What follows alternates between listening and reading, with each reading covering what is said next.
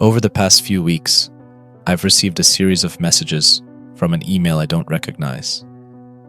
They read like diary entries, and while it could easily be a prank or just plain old spam, the contents of these emails are unsettling enough that I have to share them.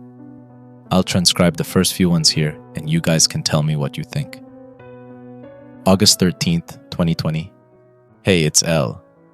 I've decided to move my journal entries here.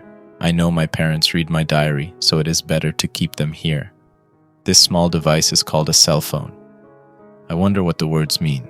I know what a cell is kind of, but what's a phone? Belle says it sends letters and that everyone on the outside has one. I wonder what outside looks like. What's past our suburb? I'll ask Belle next time I see her. It's been 3 whole days since she's returned, but I haven't had much time alone with her. Hopefully I can get some answers soon. August 14th, 2020.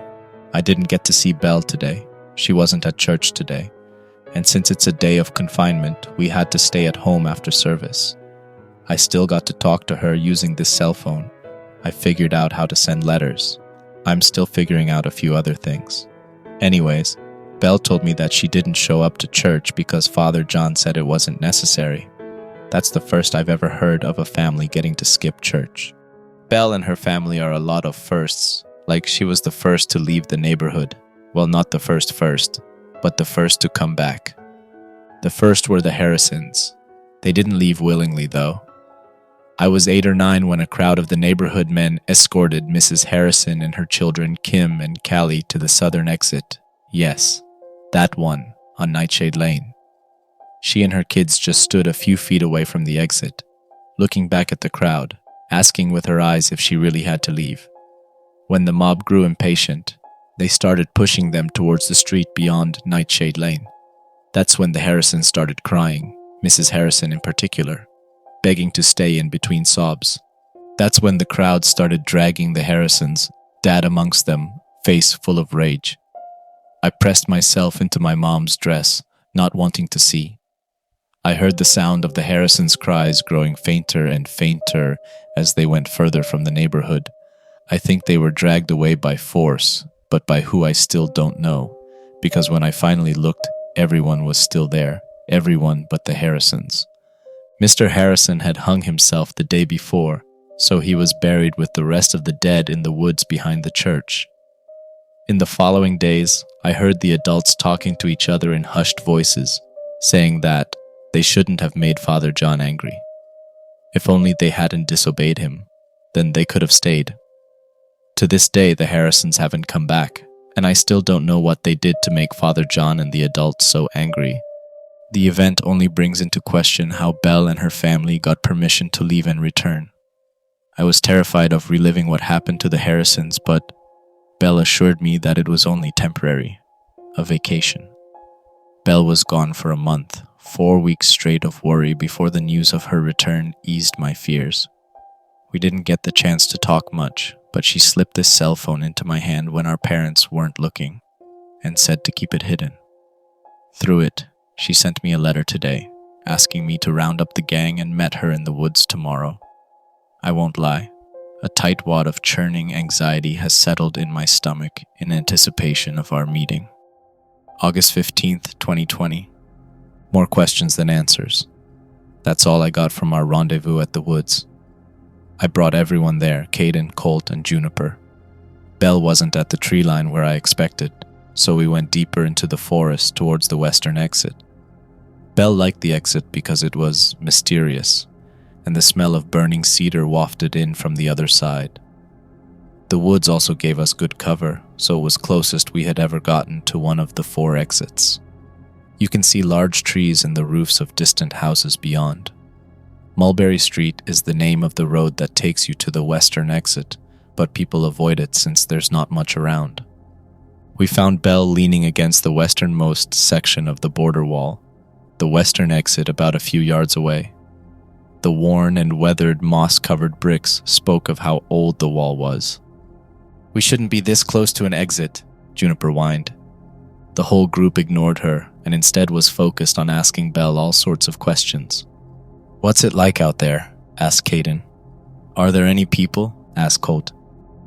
There is so much out there that it's impossible to say everything. But there are these giant houses with dozens of floors, and these things called cars that can take you anywhere really fast. And there are lots of people, thousands actually. Where did you go? I asked. It was a town called Bakersfield. It was huge and had lots of neighborhoods. I've never heard of it. In fact, I don't think I've ever heard the name of any town, I said. Dozens of floors? Think of how many families can live in those houses. Do they stretch real tall or are big and wide? Caden asked. They stretch to the sky. They're pretty, actually. That's not true. Mom says the world outside the suburbs is dull and dangerous, Juniper said. Why did you leave in the first place? I asked.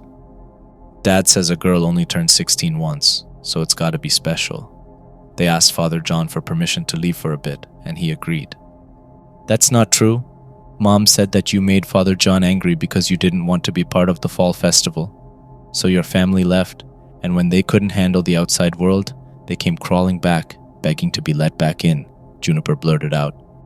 Colton gave her a blank stare. Belle simply rolled her eyes and returned to ignoring her. Caden and I gave her a quick dirty look and went back to listening to Belle's stories. I wish I could show you guys. In fact, I will. Let's sneak out. There's so much out there. Belle's suggestion hung heavy in the air. Of course, we had thought about it, sneaking out through one of the exits and getting a peek at the outside world. But it was only a childish fantasy. But Belle had also shown us that it was possible. She had left and returned, so obviously we could do the same, right? I think Belle knew our answer before we said it. Even the ever-pesky Juniper would agree. We gotta plan things out first. Can't just walk out and expect everything to be a-okay, Belle said. We should pick an exit, I suggested. What about the eastern exit? That one's got a bridge, said Juniper. Old Man Ferris guards that one with his rifle. Says in case anything comes in from the other side, I said. What about the southern exit? No one guards that one, said Colt. His suggestion made my heartbeat speed up a bit. Ronnie says that he got close to it once, said that if you look at the windows of the houses past it, something will stare back. Something tall and skinny, Caden stated. Ronnie is a liar. He was obviously trying to scare you, replied Colt. What about this one? I said. No, it has to be through the one I originally left through, the northern exit, Belle said. That one always has at least 2 church members guarding it at all times, and it has a gate, I protested. We'll just have to make a distraction and sneak out. We discussed a few more things that day. Nothing important. She told us about some funny street names and some of the food she tried. She was excited to show us the outside world, and we were excited to see it. The others left after an hour or 2, but Bella and I stayed in the forest much longer. She showed me how to use my phone better. She told me to keep the battery fully charged so that I'd still be able to use it on days without electricity. Belle told me how much she appreciated me as a friend. She told me of her crush on Colt and how she wanted to ask him out. I didn't tell her that I was crushing on him too. I knew that I wouldn't stand a chance against her. It soured my day, and I made up an excuse to go home. Before I left, she told me that she would message me tomorrow to meet her here again. I wanted to say something else to ease the nearly imperceptible line that had fallen between us. I chose only to say goodbye. Am I an awful friend for feeling jealous? I mean, I'm sure most of our group had a crush on Colt, Juniper too. He was tall and handsome, stoic and mysterious. Maybe Belle and I always liked mysterious. I don't know. I won't worry about it. What I'm excited about is finally seeing the outside world. It's like a cardinal sin to even talk about leaving, but to actually do it. That would be unforgivable to adult eyes. February 16th, 2020. I found Belle. She sent me a letter this morning, asking me to meet her in the woods at noon. I set out towards our usual spot and found her. She sat against an old redwood, blood pooling around the chamomile print skirt she had gotten for her birthday. August 20th, 2020. It's been a few days. I just needed time to think, clear my head. Belle's funeral was yesterday. She was buried in the same woods where Mr. Harrison and the rest of the dead were. There has never been a killing in this neighborhood. That was something that happened in other neighborhoods, ones far away from here. Murder, that was an impossibility once. Now the adults, no, the whole community is terrified. Strict curfews, never letting loved ones out of sight. People hardly go out anymore. It's as if overnight this place transitioned from a safe haven into something dangerous, a place where a lurking presence stalks the streets. Some are saying it was an outsider that had snuck in from an unsecured exit. I don't believe it. I know that it was someone here. When I had found Belle, she had been holding something close to her chest. Her journal, one final gift left for me. On the first page, hastily scrawled, was a single sentence, one that left little room for interpretation. It'll be someone you know and trust. Leave this place. The rest of her journal was an instruction manual on how to survive in the outside world. She talked a lot about strange places and events, but I could barely understand any of it. She stressed that we had to leave through the northern exit, but that's an impossibility now. The church has doubled the number of guards stationed there. I am at my wit's end. I don't know what to do. Should I tell the others of the journal? Or should I keep this myself? All I know is that I can't stay here, not with Belle's killer on the loose. August 21st, 2020. Another day of confinement. They're starting to become more frequent. You'd think they'd figure a way to keep the lights on after years of this. But maybe that's the point. I've been reading Belle's journal, and I've seen many accusations and implications that have left me deeply unsettled. Belle says that the design of our neighborhood is wrong. She says that most suburbs aren't built and contained in a giant circular brick wall. Instead, they're open grids with more than just 4 entrances. If this is true, if anything she says is true, I'll leave, tell the others and run. Belle has many plans outlined in her journal for that very outcome, but there is still an inkling of doubt. Within me exists a desire to believe that these walls shield us from the dangers of the outside world. Then I remember that Belle was killed and left at the base of a cedar tree. Her killer still roaming amongst us, hiding in plain sight. The scariest thought, the one that fuels my restless nights, is the possibility that there is some truth within these entries. August 22nd, 2020. Elle again. Things have only deteriorated since yesterday. Father John called an emergency day of confinement. For the first time. I've seen enough firsts for a lifetime, but they just keep piling on. The smart thing to do would be to accept it and start bracing for the ones I'll encounter in the future. That would be what Belle would do. But I'm not Belle, and she's not here anymore. During confinement, Father John gathered a group of men, Belle's dad among them, and went door to door, checking to see if anyone was missing.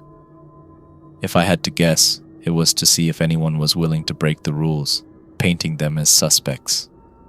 I don't think Belle's killer would be dumb enough to give themselves away that easily. Someone capable of doing something so horrible would be adept at hiding. They would have to be. Her killer had been here from the very start. I'm only left to wonder why. After the search, confinement was lifted, and we were free to leave our homes. It was apparent by how empty the streets outside were that no one dared leave. I stayed indoors, rereading Belle's journal. So much of it seemed nonsensical, or perhaps even a bit hysterical. Passages of lumbering giants afraid of light, how the color of doors hint at what's behind them, and rants about how the streetlights watch our every movement. It feels like peeling back a layer of her brain and looking into some dark corner I had no idea existed. I wonder how long she had kept it to herself, or if her mind was poisoned by her trip to the outside. Most terrifying is the fact that, more often than not, I catch myself humoring her, choosing to see that twisted section of the brain as the part that holds truths. August 25th, 2020. Entry 1. Over the past few days, I've been sneaking snippets of information to the others, Caden and Colt, mainly, but I've chosen to keep the finicky Juniper in the dark. I want to at least go over the things that Belle has written down, most urgently, who killed her. The adults are planning to have a meeting on our street. Getting all 4 of us alone in my room shouldn't arouse suspicion, but it will be much more challenging to communicate afterward. The parents have a steel grip on their children as of late. I can't say I blame them either.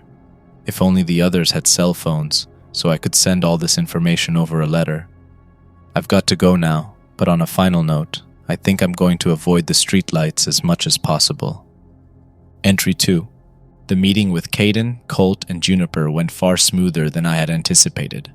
The adults had worked themselves into some kind of commotion that lasted quite a while. No one questioned our absence. Silence fell between us when I broke the news of the killer likely being a well-known resident. Even Juniper was left speechless. So what then? Colt broke the silence. I don't know what to believe. What do you mean? Do you think she would lie about Belle? Juniper, you know that Elle was her closest friend, said Colt. I have her diary. I found it on her when I found her. We spent the next few minutes looking through her entries, Juniper growing more reserved with each entry.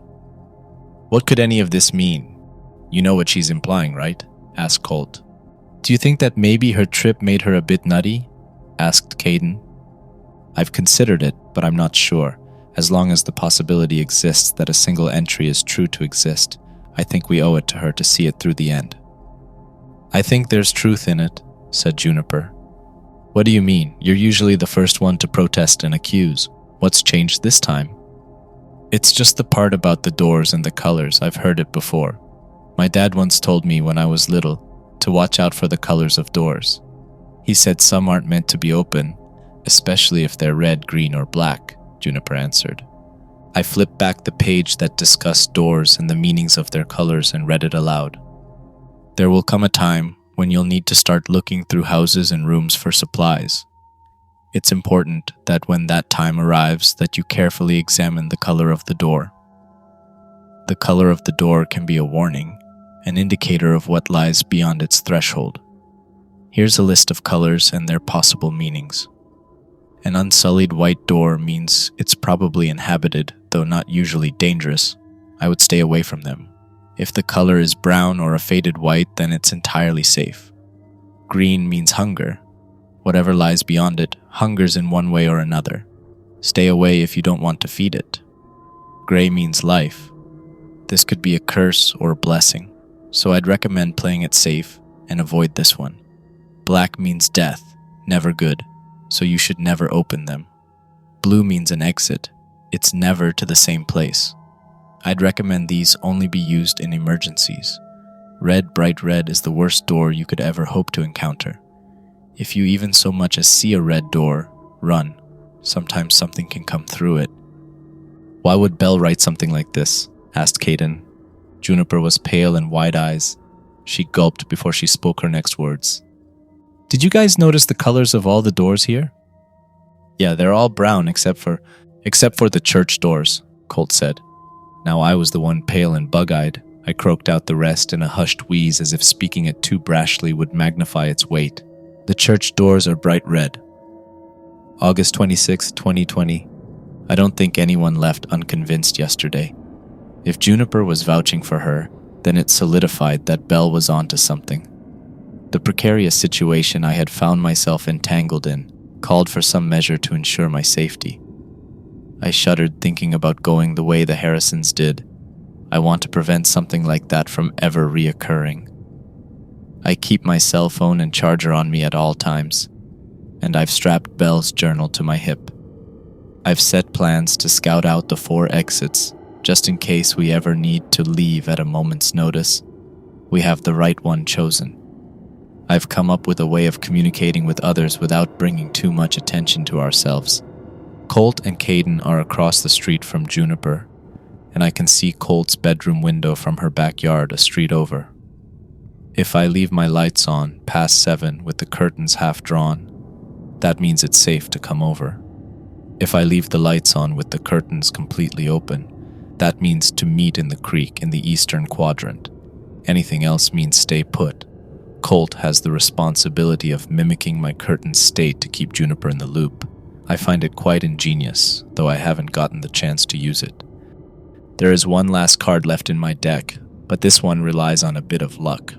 In 4 days, it's possible that a night of fate occurs, and all the streets and quadrants rearrange. It only ever happens at the end of the month and only rarely. It's been 7 months since the last rearrangement has occurred, so we're overdue. Our house is currently in the southwest quadrant.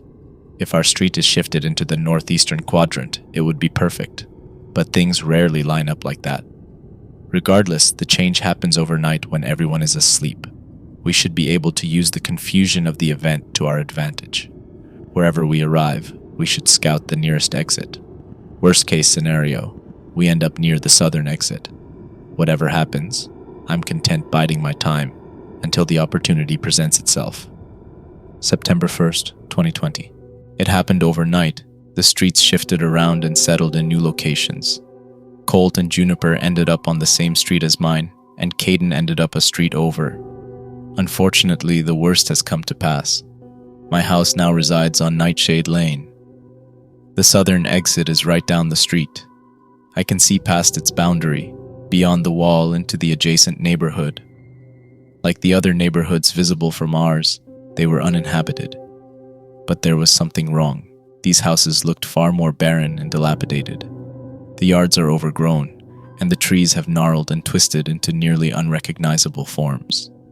Colt, Juniper, and I were able to get close to the exit, enough to see into the nearest outside house. There were no curtains, so I could see that all its rooms were empty, not even furniture. A shiver ran up my spine. This is where Ronnie claims he saw something staring back. I wonder if there is something that watches us in our sleep, sentinels prowling around at night, making sure that nothing gets in or that no one gets out. We left with the knowledge that the southern exit was more than just a point of entry. It felt like a deterrent or a punishment, but for what? September 2nd, 2020. I saw them last night, through my window. Tall, lanky figures staring in from the other side of the boundary. The details were lost to me in the darkness, but I could see the glow of their eyes, like nocturnal predators. I think they saw me, or somehow knew that I was watching, because they paused and focused their gaze on my bedroom window. After a few moments, they dispersed, ducking into darkness and into the abandoned houses.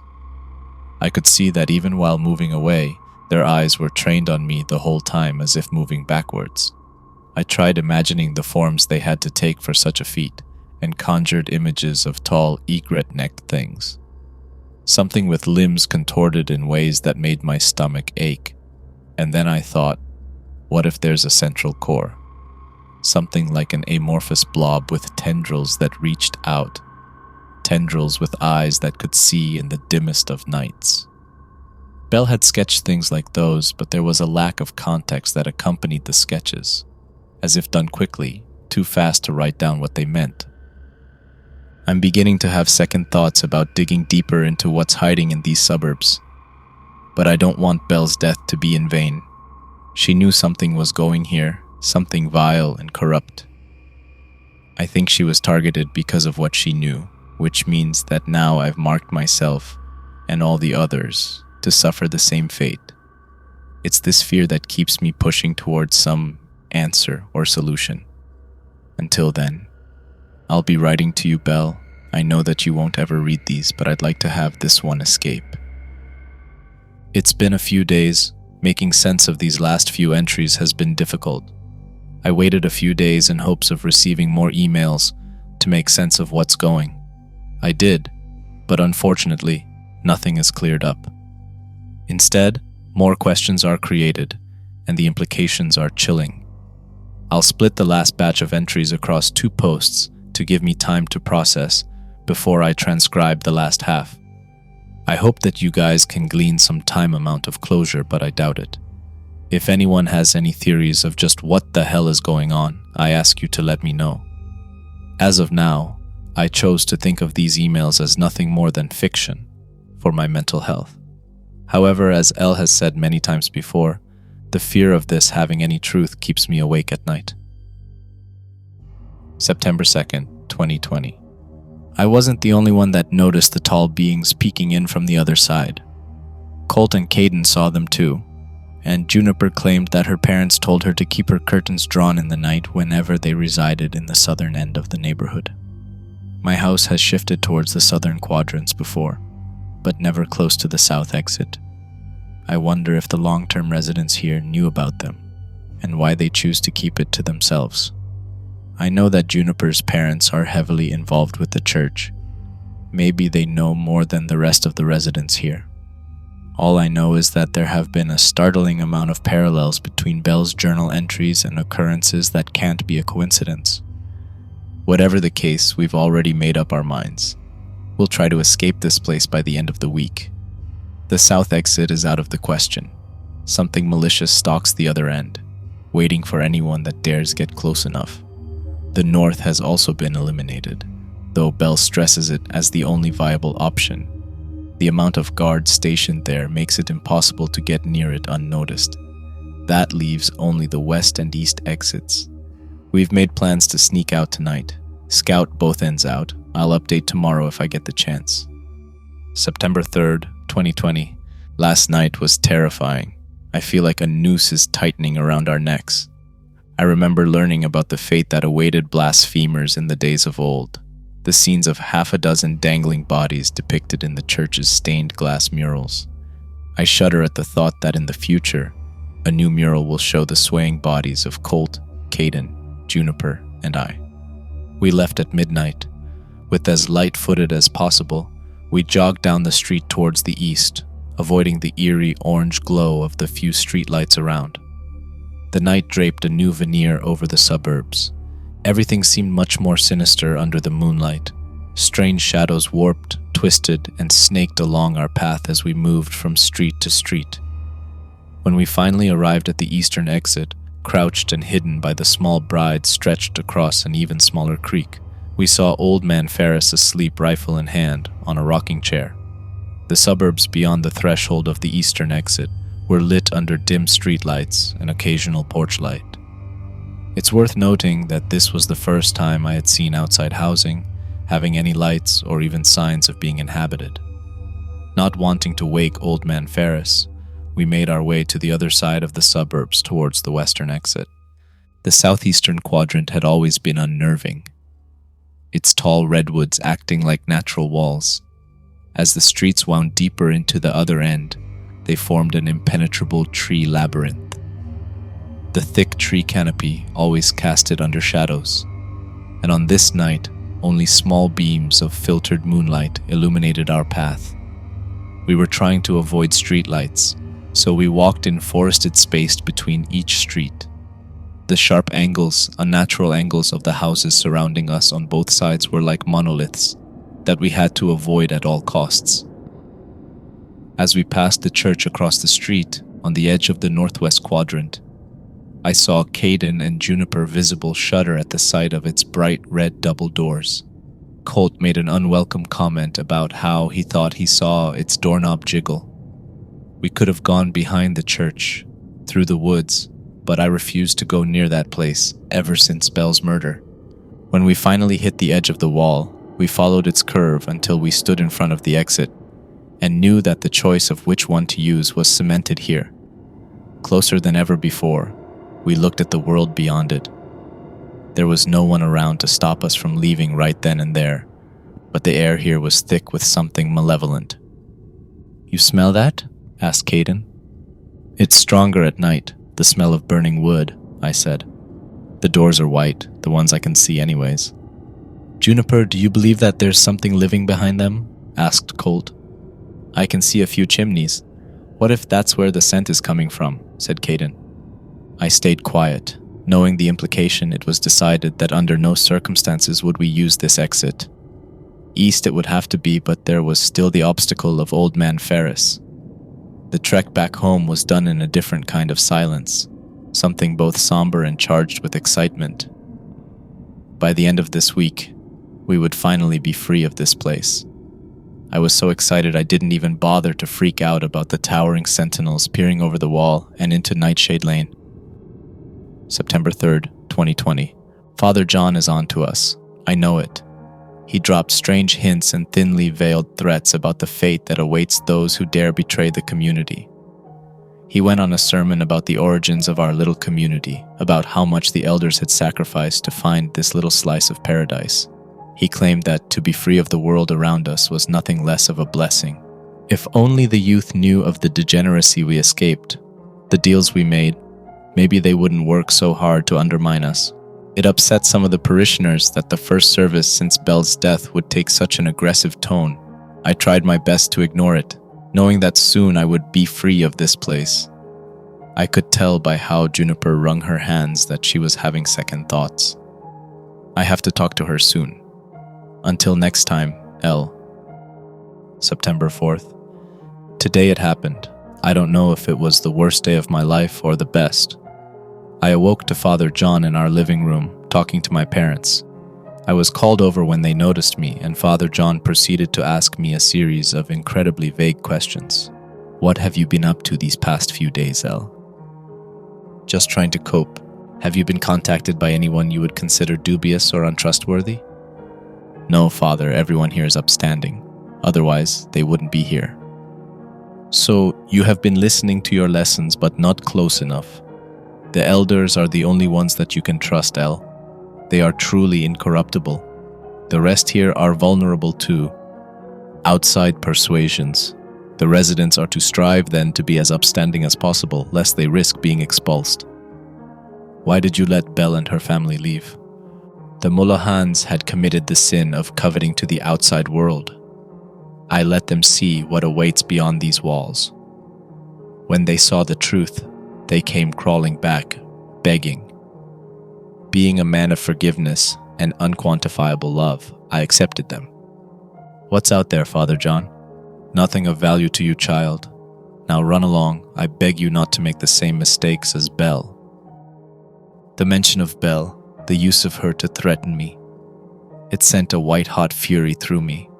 There was something even more threatening in how he said nothing, like he was completely truthful. I left, not wanting to hear any more of the discussions between Father John and my parents. I met the others in a pocket of trees between Nightshade Lane and Mulder, and I told them about my meeting with Father John. It has to be today, El. Father John called my parents this morning and made similar threats, said Colt. I haven't heard anything from my folks, but I agree. There must be something we stumbled on, or are close to finding out if Father John is acting too threatened. Do you think it was him? Asked Juniper. No, but I know he's involved. Then I can't stay here, not when the adults worship someone like him. I always followed the rules and believed, so why are they lying? Tonight then, I said. How? The Sentinels. With that, we split up and headed home. Everyone but Juniper and I. She had always been the most combative and skeptical of the group, challenging anything that would contradict her beliefs. I guess Belle's murder and the adults' recent actions shattered how she viewed the world around her. I could tell by her uncharacteristic silence that she was vulnerable, so I walked her home, trying to convey some security through my actions.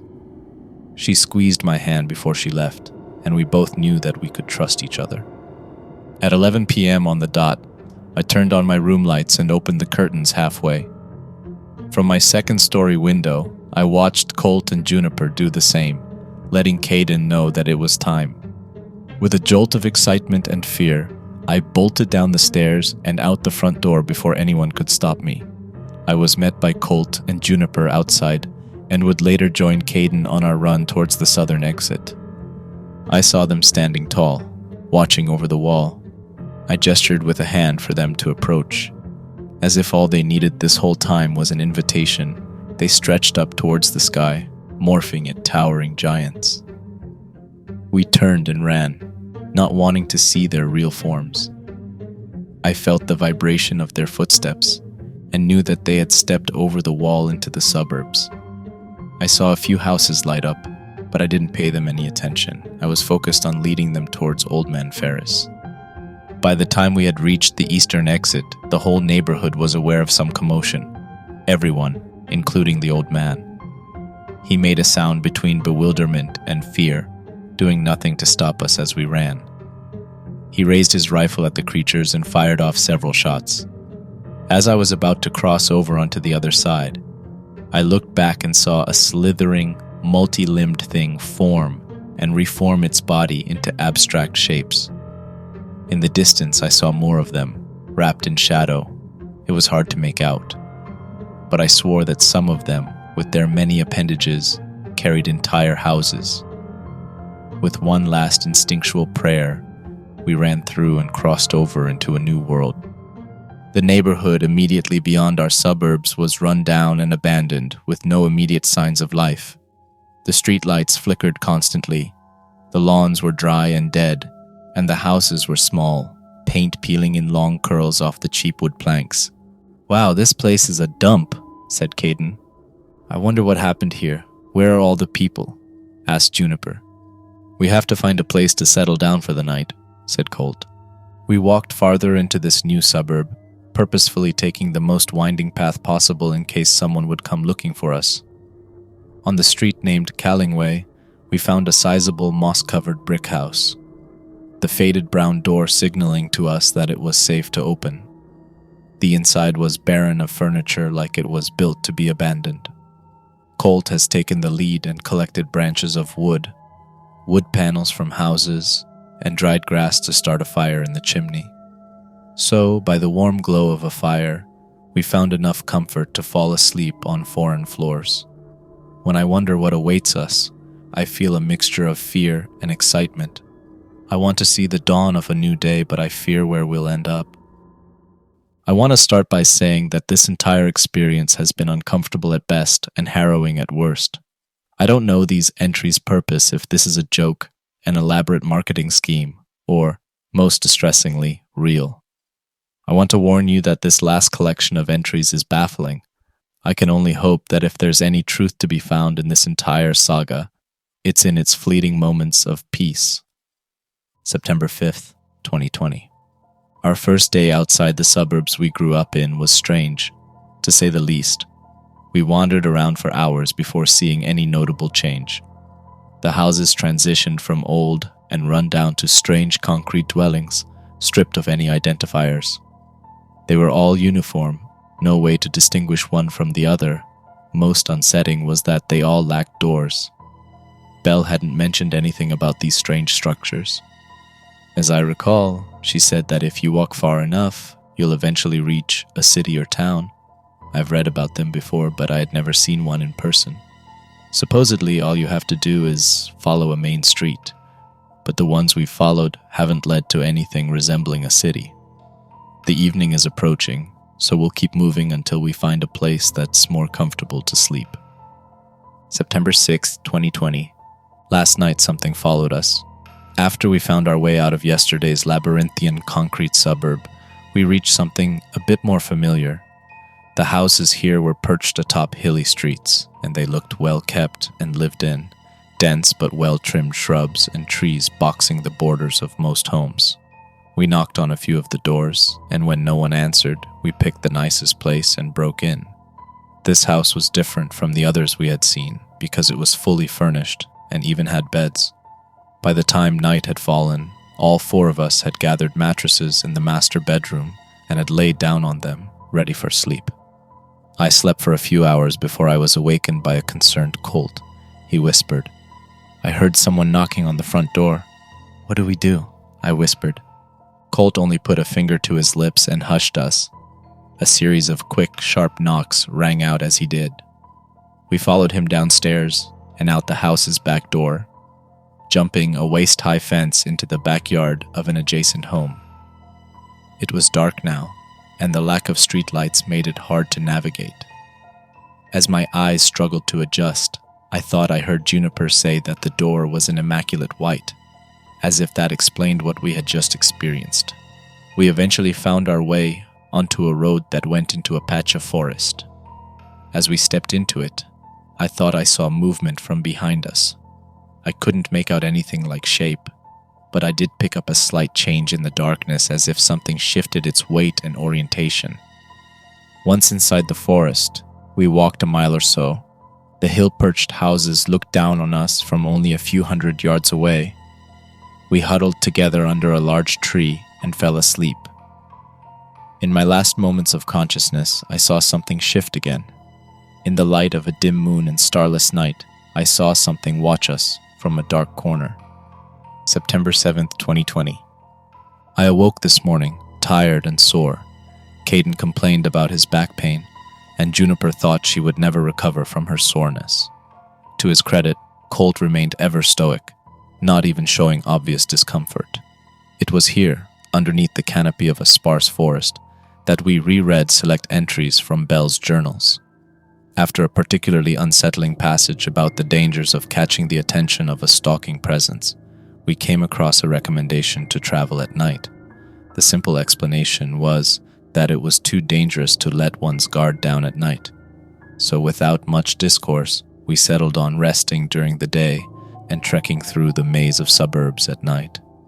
We settled down under a comfortable patch of softened leaves and moss and tried to sleep, aware of the beds contained in the nearby houses. September 9th, 2020. The last few days have been hellish. The entity that has been stalking us is still persistent, and it's doing a fine job at slowly driving us insane. During the night, we see it dip behind corners and crouch to hide beneath bushes. The only respite we have is that it doesn't seem active during the day. Since the last entry, we have broken into quite a few houses. I chose to sporadically charge my cell phone in those that had electricity. Other than that, we've moved away from the hills into the strangest suburbs yet. We're currently lost in an area with long stretches of empty roads, and only the outlines of houses remained. It was as if a giant had plucked off the ground. But for what purpose? Other than that, we've been subsisting entirely off the occasional fruit tree and tap water. We've been out here for a few days and haven't seen another person around, which makes me worried about just how long it'll take to find a city or town. Colt has made plans to break into the first house he sees, being extra mindful of the color of the doors, just to shower, and I can't say I blame him. We could all use a hot shower. Hoping to see you soon, Belle. September 13th, 2020. We are haggard, tired, and desperate. The stalking entity still shadows our every move, but it hasn't caused us any direct harm other than being a nuisance. We've run into something else in the time since, something overtly dangerous. During a hunt for a house with a shower and laundry, Caden accidentally opened a green door. The inside of the house was dark, damp, and pungent. The walls were soft and pink. They throbbed, and the entire thing shifted as if it was in the middle of taking a breath. Caden realized it was flesh, the inside of a mouth, and he threw himself backward at the revelation. A fleshy mass dislodged itself from the ceiling and, upon landing, morphed into a long-necked creature. A smile tore across its face, revealing distinctly human teeth, each one as big as my head. The thing made a lunge towards Caden, and both let out a shrill scream. Colt intercepted the thing and slammed the door shut on it. The four of us leapt back, trying to create as much distance between us and the door. I was expecting the creature to come busting through, or at least throw itself against the door. The door was as still as the night. The entity made no further attempts to pursue. Of course, this scared us enough to stay away from the houses for a bit, but I'm starting to lose track of time. I smell awful, feel worse, and my phone is on low charge. I hope we can find a suitable, uninhabited shelter before long. September 16th, 2020. In the last few days, we've been taking shelter in houses with brown or stained white doors. We've had another run-in because Juniper accidentally opened a gray door, mistaking it in the low light of dusk as off-color white. What was behind it was a curtain of worms, stringed together by some kind of webbing. Juniper slammed the door as the things writhed, and tried to form a mass of entangled bodies bound together by silk. Guess that's what Belle meant by gray doors containing life. I don't know how much longer we can hold out like this. I haven't eaten well in so long, and I can feel myself thinning dangerously. I hope we can find a city or town soon enough. I dread the thought that we took a wrong turn somewhere and have found ourselves in locations long abandoned. But if that's the case, why are some of the houses so immaculate? If most of these houses didn't contain any human life, you'd think they would have long fallen into the same state of disrepair of the first suburb we found. Colt and Caden have been theorizing about why this is the case. What if the reason that Belle stressed that we left through the north exit is that it's only direction that leads to other people, claimed Caden. That doesn't make any sense. Who built these houses then? Why would they exist for no reason? There had to have been lived in at one point, right? Said Colt. What if they just grew like grass or trees? Said Juniper. She had been somber since the very beginning of our departure, but in the last few days, she had retreated into herself. I think we all have. My head and body ache with malnutrition and fatigue. The journal that Belle left has become raggedy and is starting to fall apart. I've read and reread the thing so much, but never find anything that inspires hope. I wonder if we escaped a personal hell and stepped into the all-encompassing hell that Father John talked so much about. What if this is all punishment for a sin we committed long ago?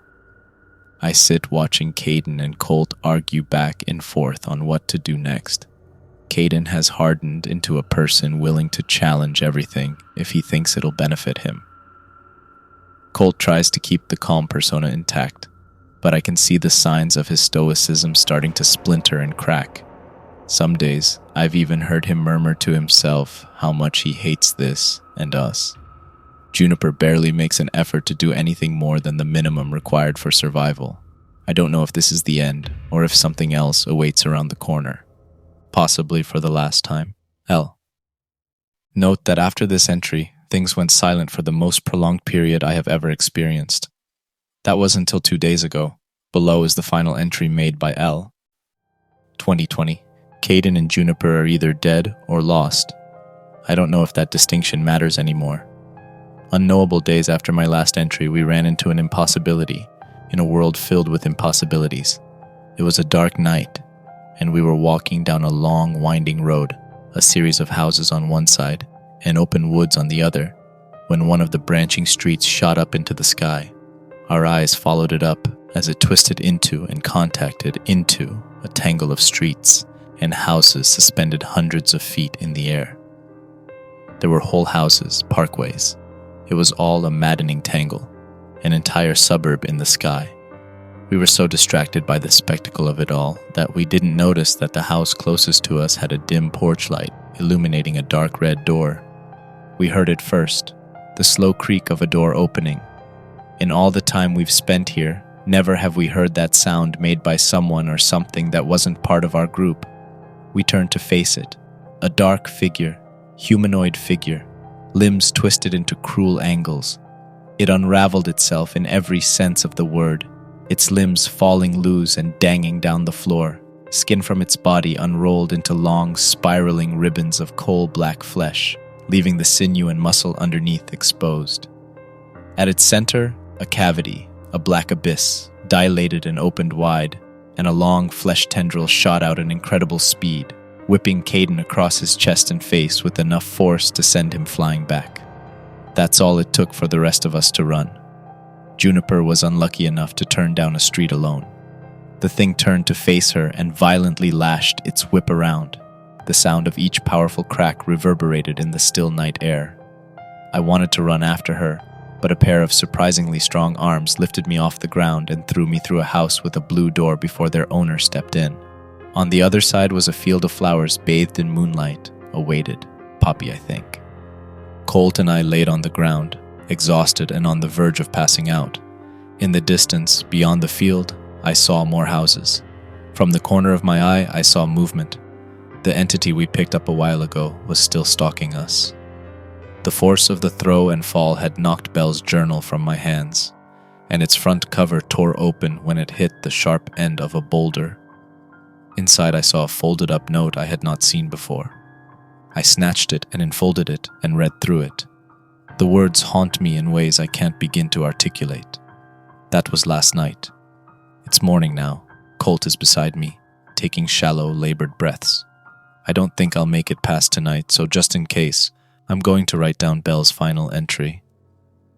Dear Elle, I'm sorry that I forced you to live through this. Just know that it was an act of love. My love for all my friends is enough justification for what I've done. Long ago, a group of people decided they wanted to separate themselves from the evils of modern life. So through some force, be it an arcane ritual or the blessing of a dark god, they founded our suburbs. I don't know how long it's been since, but the oldest adults remember vaguely what the world beyond our suburbs was like. I saw it too. It was more beautiful and full of life than you can imagine. I'll never see it again, and I can't bear to live the rest of my life like that. So I'll give it to you, Juniper, Colt, and Caden. I've decided to die. I know you'll find me, and I know you'll find this journal, and I know you'll this note. Before it's too late, gather the others, and, in the commotion, leave this place. I can't stress this enough. It has to be through the northern exit. The world I saw beyond the suburbs can only be reached through that exit. I think that they don't exist in the same place. It's hard to explain. But it's only through the northern exit that the two overlap, and you can cross seamlessly from one place to the other. I've heard the other exits don't lead into anything but an endless maze of suburbs. Please, get far away from this place. Find happiness amongst a world filled with vibrant, real people. I know if anyone deserves that, it's you. Love, Belle. Hello there. Thank you for watching.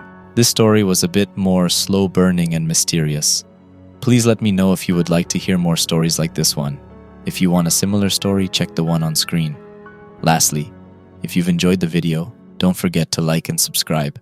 Stay creepy and see you in the next story.